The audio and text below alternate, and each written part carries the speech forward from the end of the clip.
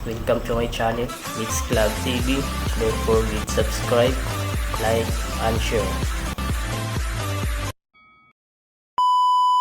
My content today is about C++ programming, and I have a 5 question to code. I give the explanation. Problem number 1, create a program that will input an integer and determine if the number is odd or even. So, number include iStream. Using namepiece std intmain close parenthesis and the intender.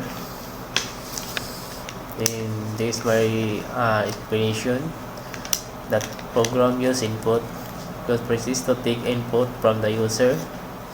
The input is the converted to an integer using int.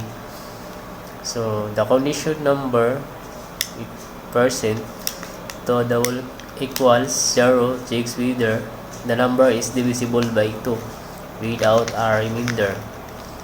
If the number is even, the program prints that the number is even. Otherwise, it prints that the number is odd. So we have a cout, the number is even, in if it else then cout the number is odd, then return 0. Then try that to run.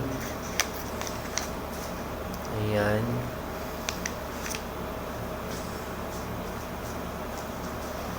So yun.